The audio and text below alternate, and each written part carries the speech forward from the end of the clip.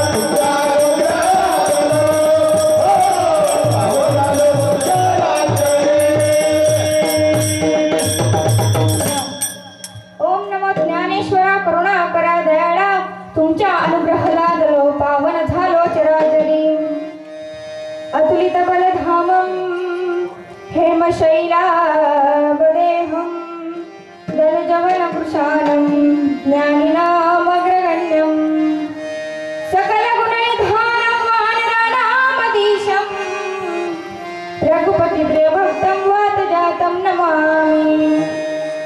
आता बंधुरंगभूमिका कीर्तनी उभी होती लोका टाळ मृदुंग श्रोते देखा तया माझे नमन दंडवत ऐसे नमन करुणी सकळा हरिकथा बोले बोबडिया बोला अज्ञान म्हणून या पुलिया बाळा चालवी सगळा नामा म्हणे। सर्वांनी मांडी होऊन बसा, सर्वांनी महिला मंडळ मांडी होऊन बसा। दोन श्लोक माझ्या मागे सर्वांनी म्हणे। सामुदायिक वंदन, सामुदायिक वंदन करायचे सगळ्यांनी हात जोडून डोळे बंद करून माझ्या मागे दोन श्लोक म्हणे।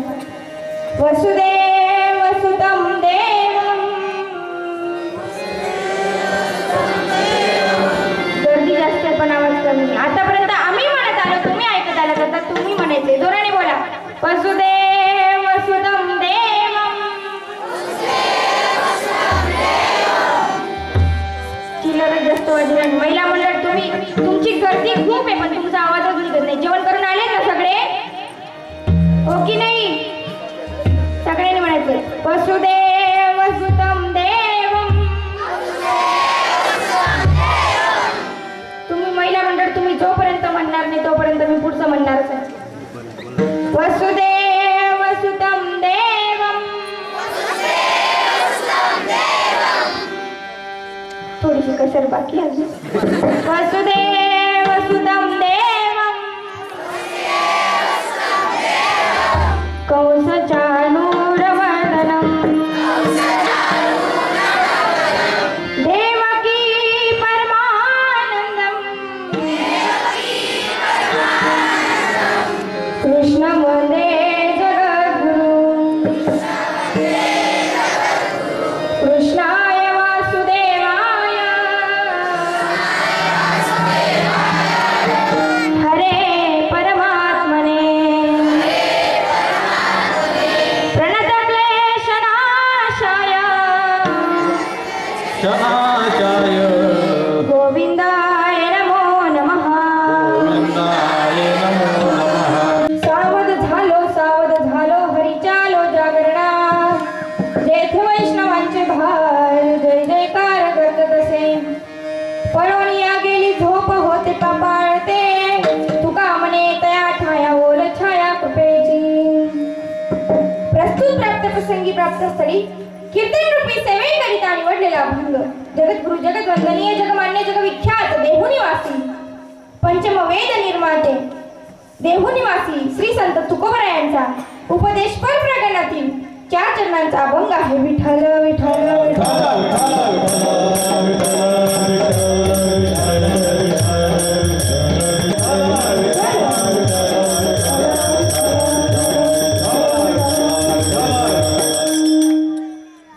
या अभंगातून महाराज सांगतात की जास्त बोलायचे नाही, संत कमी बोलतात। संतांची भाषा ही जगावेगळी असते। या अभंगाचा भावार्थ आहे की संत बोलतात, संत आपल्याला उपदेश करतात की त्यांच्या जीवनात त्यांचं जीवनचरित्र कसं आहे, त्यांच्या जीवनातून मी सावध कसा झालो आहे हे सांगतात। आणि संत बोलतात कमी, अर्थ जास्त। पहिला मुद्दा आहे का कीर्तनाचा पहिला मुद्दा म्हणजे संत बोलतात कमी आणि अर्थ जास्त सांगतात। ते जर आपल्याला उपदेश करायला लागले तर ते जास्त बडबड करत नाही, फक्त कमी शब्दातच आपल्याला जास्त उत्तर सांगतात ते संत। असं संतांचं बोलणे, संतांची भाषा ही जगावेगळी आहे, कारण त्यांच्याकडे दुसरं धनच नाही आहे। संतांकडे धन आहे ते फक्त शब्दांचंच धन आहे, दुसरं धन संतांकडे नाही। आम्हा घरी धन शब्दांची रत्ने, शब्दांची शस्त्रे यत्ने करू। संतांकडे दुसरं धन नाही, ते शब्दालाच देव मानतात, शब्दालाच अस्त्र मानतात, शब्दालाच शस्त्र मानतात।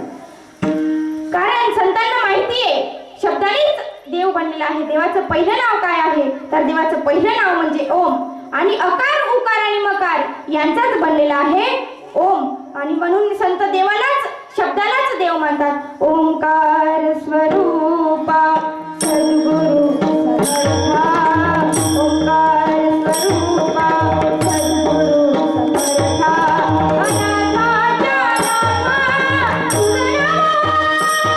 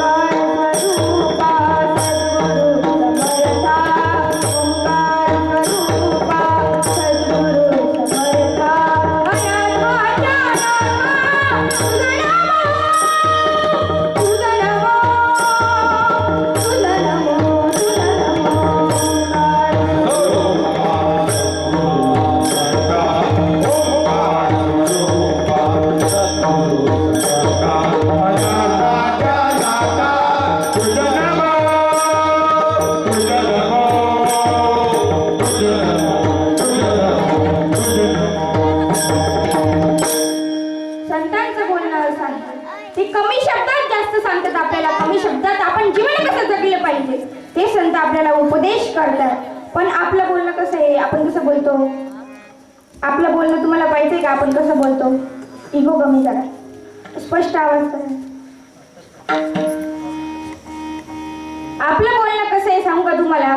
दोन बाया बस स्टँडला गप्पा मारतात. एक म्हणते बाई सकाळीच ना टाइम होता, आम्ही कधी पोहे पोहेमा खोबऱ्यात किस टाका, निंबू टाका, चमची टाकली आणि एक घास उचरा, शेव टाकली, तिथला मध्ये फोन उचराले गहू नाशिकले त्याचा ऍक्सिडेंट नाही घ्या. परत त्याला घाई मा घर जाडं घरपुस भांडावरा ते पोहे तसंच कढईमा झाकी ठेव आणि परत बस स्टँडले पोहोचणू. बस बायास बेकार गर्दी. परत रिक्षा स्टॉपले पोहोचणू, बस स्टँडला गहू, बस स्टँड ती नाशिकले बस पोहोचणी तरी रिक्षा स्टॉप करीन, रिक्षामा बसणू आणि दवाखान्यामा पोहोचणू. सांगा बरं किती अर्थ आहे याच्यामध्ये? आपलं बोलणं असं आहे. अर्थ तर एकच आहे की नाशिकला त्यांचा ऍक्सिडेंट झाला आहे आणि आम्ही सकाळी निघालो, त्यांचा फोन आला आणि आम्ही निघालो. एवढंच होतं ना. ते बरोबर काय काम ना, ते खोबऱ्यान किस नि ते शेव नि ते निंबू नि बाई तू चमची काय मालिक फिरत नाही, एवढं बोलू नको ना. आपलं बोलणं असं आहे, आपण जास्त बोलतो. संत तसं बोलत नाही. संत कमी बोलतात आणि कमी शब्दात संत आपल्याला जास्त सांगतात. कारण ते संत वाङ्मयामध्ये अनेक प्रकरण आहेत. त्याच्यात एक अभंग आहे म्हणजे कूट अभंग असतात. त्याच्यात तर संत एवढे कूट सांगतात की कमी शब्दात आपल्याला सांगतात, कमी शब्दात आपल्याला उपदेश करतात. संत असे असतात. आणि मग संतांचे अभंग कसे आहेत? मुंगी व्याली शेंगी झाली तिचे दूध किती, मुंगी व्याली शेंगी झाली तिचे दूध किती, 17 रांजण भरून गेले प्याले 12 होती. समजलं का तुम्हाला? थोडंफार समजलं का? आईसाहेब मुक्ताबाईंचा पण एक अभंग आहे. मुंगी उडाली आकाशी, मुंगी उडाली आकाशी, मुंगी उडाली आकाशी, मुंगी उडाली आकाशी, उडाली आकाशी, मुंगी उडाली आकाशी, मुंगी उडाली आकाशी, मुंगी उडाली आकाशी.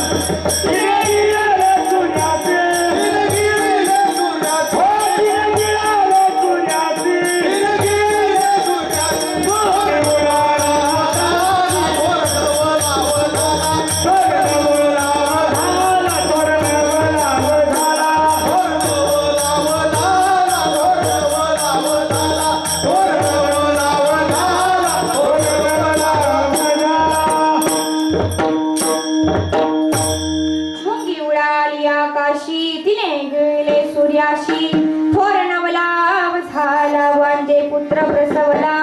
समजलं का तुम्हाला? थोडंफार समजलं असेल, थोडंसं पण नाही. सोपं आहे, फक्त पंध सापडायला पाहिजे. एखादा माणूस खताची गोणी उघडतो, कसं पंध सापडला की सगळी गोणी उघडते की नाही, तसं फक्त पंध सापडायला पाहिजे. सोपं आहे. आता हा अभंग नीट ऐका तुम्ही. तुकाराम महाराज म्हणतात, 2 बहिणी सवती झाल्या, 2 बहिणी सवती झाल्या, 2 बहिणी सवती झाल्या, 2 बहिणी सवती झाल्या, 2 बहिणी सवती झाल्या, 2 बहिणी सवती झाल्या, 2 बहिणी सवती झाल्या, 2 बहिणी सवती झाल्या. गुरु भावाच्या मिळाल्या, गुरु भावाच्या मिळाल्या, गुरु भावाच्या मिळाल्या, गुरु भावाच्या मिळाल्या.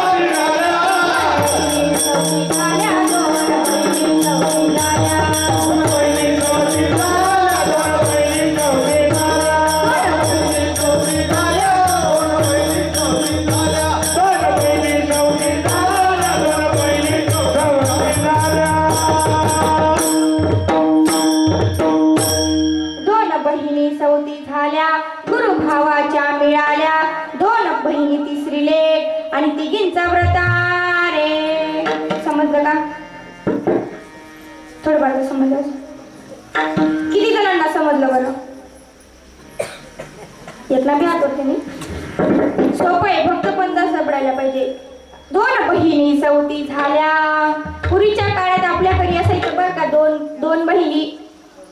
दोन बहिणी, खालचा पाटा आणि वरचा पाटा, 2 बहिणी. आता समजलं का? समजलं का? काय जातं का गट्या? गट्या म्हणा, जात म्हणा. 2 बहिणी, खालचा पाटा आणि वरचा पाटा म्हणजे 2 बहिणी. 2 बहिणी सवती झाल्या म्हणजे सोबत असतात त्या. खालचा पाटा आणि वरचा पाटा सोबत असतात त्या. 2 बहिणी सवती झाल्या, गुरु भावाच्या मिळाल्या, 2 आता काय लेख म्हणजे काय? काय लेख म्हणजे वरच्या पाटाला आडवी लावलेली असते बघा ती काय? माकडी. दोन बहिणी तिसरी लेक आणि तिघींचा प्रतार एक. आता समजलं का? समजलं का आता? आता कसं समजतंय? सोपं होतं. अहो एखादा माणूस मराठीमध्ये MA झाला असेल किंवा डबल MA झाला असेल त्याला सुद्धा या अभंगांची अर्थ समजणार नाही. संतांची भाषाच जरा वेगळी असते. संतांची भाषा ही वेगळी असते आणि संत कमी शब्दात आपल्याला जास्त सांगतात. मग महाराजांनी हा एक अभंग खर्च केला कशासाठी? जात सांगण्यासाठी का? नाही. हे जात नाही, हे जगरूपी जात. या जगरूपी जातीचे दोन पाट आहेत, रात्र आणि दिवस. खालचा पाटा आणि वरचा पाटा दोन पाट आहेत, रात्र आणि दिवस. ते अखंड चालू आहेत. अविद्या म्हणजे माकडी आहे, खुंटा म्हणजे भगवान आहे आणि दाणे म्हणजे तुम्ही आपण जे वैरण आहोत. खुंटा म्हणजे कोण आहे? भगवान. दाणे म्हणजे कोण आहे? आपण. मग तुमचा आमचा जन्म हा कुणापासून झाला आहे? तुमचा आमचा जन्म हा देवापासून झाला आहे. मग वंश जीव लोक जीव भूत सनातन. तुमचा आमचा जन्म हा देवापासून झाला आहे आणि ते दाणे कुठून टाकले जातात बरं? खुंट्यापासून टाकले जातात. खुंट्यापासून टाकल्यानंतर ते पाट्यामध्ये फिरतात, हो की नाही? त्याचा अर्थ असा आहे की देवापासून आपला जन्म होतो आणि प्रपंच करत करत तो शेवटी मेल्यानंतर 84 लक्ष योनीमध्ये फिरतो. दाणे म्हणजे आपण सगळे 84 लक्ष योनीमध्ये फिरतात. या अभंगाचा अर्थ असा आहे, हे जात ते जात नाही, प्रपंचातलं जात नाही, संसारातलं जात नाही, हे दुसरं जात देव आपल्याला संत आपल्याला सांगायचा प्रयत्न करतात. कबीर साहेबांच्या एका दोह्यामध्ये पण असंच वर्णन आहे. कबीर साहेब एकदा रस्त्याने जात होते आणि त्यांनी एकदा पाहिलं एक बाई घराच्या ओट्यावर दळण दळत होती, जात्यावर दळण दळत होती आणि त्यांनी तिच्याकडे नीट पाहिलं आणि त्यांच्या डोळ्यात अश्रू यायला लागले. त्यांना रडताना पाहून त्यांचा मुलगा संत कमाल मागून आला आणि तो विचारतो, पिताजी आप क्यों रो रहे हो? पिताजी आप क्यों रो रहे हो? मग तो ते कबीर जी म्हणतात, अरे बेटा देखो ये औरत जैसे चक्की घुमा रही है वैसे दुनिया की चक्की जगदम्बा भवानी माता घुमाती है और अनाज के दाने आते तो कील के पास ही है लेकिन कील छोड़ के भगवान से दूर हो जाते। 84 लाख योनि में घूम घूम के भगवान से दूर हो जाते हैं। मग ते रडत होते त्याचा विचार करून. मग त्यांचा मुलगा म्हणाला, ते रडत होते, चलती चक्की देख कर दिया कबीरा रोय, दो पाटन के बीच में साबुत बचा नहीं कोई, कबीरा साबुत बचा नहीं कोई. त्यांचा मुलगा म्हणतो, पिताजी जरा गौर से देखिए और अच्छी बात हो रही, जरा गौर से देखिए, चलती है तो चलने दो, आप काहे करो किल पकड़ कर जो बैठे तो बाल बाका होय, कबीरा बाल बाका होय. त्यांचा मुलगा म्हणतो, पिताजी जरा गौर से देखिए, सभी अनाज के दानों का आटा नहीं हो रहा, सभी अनाज के दानों का आटा नहीं हो रहा, जो कील के पास कील पकड़ के बैठे हैं उनका आटा नहीं हो रहा और जिन्होंने कील छोड़ दी उनका आटा हो जाता है. म्हणजे समजतंय का तुम्हाला? ज्यांनी कील छोडली नाहीये म्हणजे जे भगवंताजवळ आहे, जे खुंट्याजवळ आहेत त्यांचं पीठ होत, जे भगवंताच्या भक्तीत आहे, जे भगवंताची भक्ती करतात, नामस्मरण करतात त्यांचं पीठ होत आणि जे भगवंतापासून लांब आहे ते सगळे खरं, असं त्याचा अर्थ आहे. म्हणून सांगतात, दोन बहिणी सवती झाल्या गुरुभावाच्या मिळाल्या, असं त्याचा अर्थ आहे. आणि म्हणून तुकाराम महाराज 4 चरणाच्या अभंगामध्ये आपल्याला हा उपदेश करतात की भगवंताजवळ राहा, भगवंताचं नामस्मरण करा. पण काही लोक नामस्मरण करत नाही, नामस्मरणाच्या नावावर फक्त देखावा करतात, ते दिखावा करतात. तुम्हाला एक उदाहरण सांगते. ग्रामीण गावातील, खेडेगावातील तुम्हाला. एक माणूस होता, भजनी मंडळातला माणूस होता आणि तो त्याचा नियम होता की तो संध्याकाळी हरिपाठ करायचा आणि सकाळी काकडा आरती म्हणायचा. संध्याकाळी हरिपाठ करायचा, सकाळी पण हरिपाठ करायचा, काकडा आरती करायचा. आणि मग संध्याकाळी आणि तो हरिपाठ करायला कुठे बसावं, घरात बसावं, कुठे एकांतात बसावं ना, तो अंगणामध्ये बसायचा खाट टाकून. अंगणामध्ये बसायचा आणि एके दिवशी काय झालं, त्याचा नियम होता, मग तो अंगणामध्ये खाट टाकून बसल्याबरोबर तिथे कोंबड्या फिरायच्या, खेड्या गावात सगळ्या कोंबड्या फिरायच्या आणि त्याचे मंत्र नाम जप चालू, रामकृष्ण हरी, रामकृष्ण हरी, रामकृष्ण हरी. मग परत एखादी कोंबडी आली का, रामकृष्ण हरी छॉप, रामकृष्ण हरी छॉप, रामकृष्ण हरी छॉप. त्याचं असं चालूच राहायचं. मग एके दिवशी काय झालं, तेच असं रामकृष्ण हरी करता करता एका कोंबडीच्या मागे पडता ती नामजपाची जी माळ होती ती डायरेक्ट कोंबडीच्या गळ्यात पडून गेली. तर त्या कोंबडा पळतच ना, माळकरी नाही की बाप बाप बाप, माळकरी नाही की बाप बाप बाप बाप बाप. तिथे मग तो असं असतं, काही जणांचं असं ते नामस्मरण करतात, दिखाव्यासाठी नामस्मरण करतात. ते कशासाठी, दुसऱ्यासाठी नामस्मरण करत नाही, देवासाठी करत नाही. मग कबीरजी सांगतात की जे खुंट्याजवळ आहे त्यांचं पीठ होत नाही, जे भगवंताजवळ आहे त्यांचं पीठ होत नाही, आणि ज्यांनी भगवंतापासून लांब आहे त्यांचं काही खरंच नाही. म्हणून भक्ती केली पाहिजे, नामस्मरण केलं पाहिजे देवाचं, भक्ती केली पाहिजे, नामस्मरण देवाचं देश. सांगतो तुम्हासी बदारे विठ्ठला, नाही तरी गेला जन्म पाया, नाही तरी गेला जन्म पाया. सांगतो तुम्हासी बदारे विठ्ठला, नाही तरी गेला जन्म पाया, नाही तरी गेला.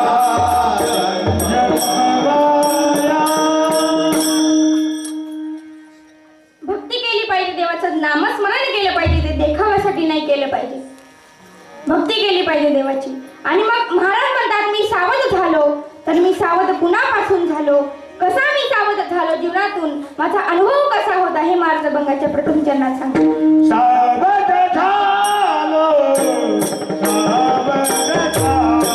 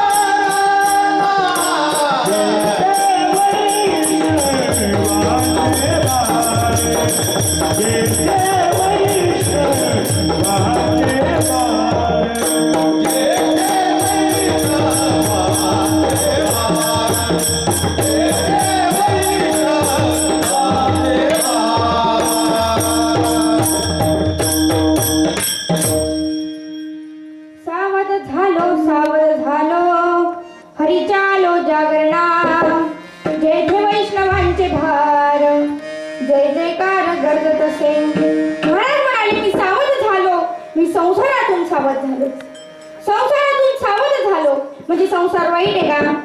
वाईट आहे का संसार? तुम्ही सगळी माणसं संसार करताय, संसार वाईट आहे का?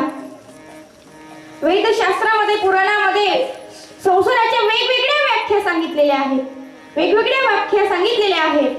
संसार म्हणजे काय?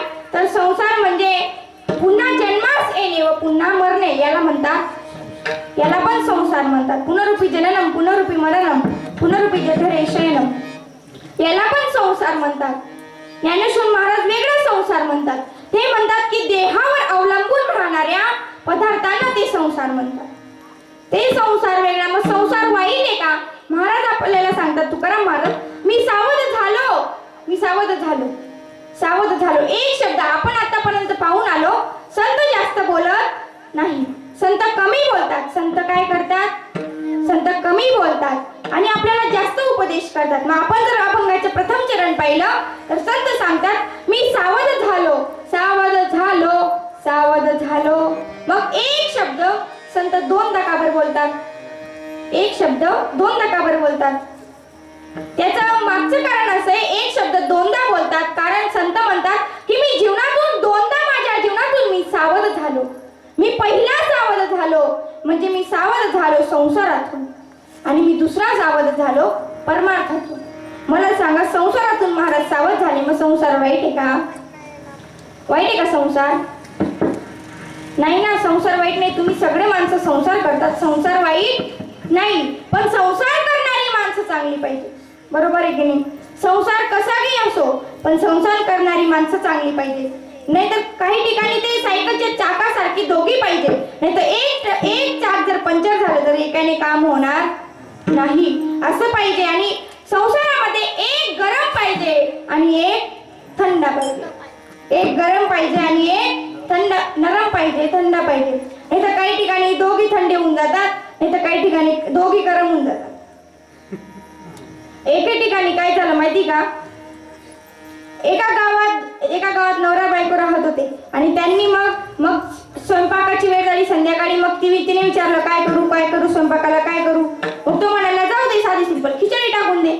मग तिने खिचडी टाकली. मग जेवणाला सगळे बसले, खिचडी त्याच्या ताटात वाढली आणि त्याला जेवणाला दिली. आणि मग तो खिचडी खात होता, पहिला घास घेतलाच नाही. तेवढ्याच विचारलं, तूप कतय खिचडीमा? तूप कतय?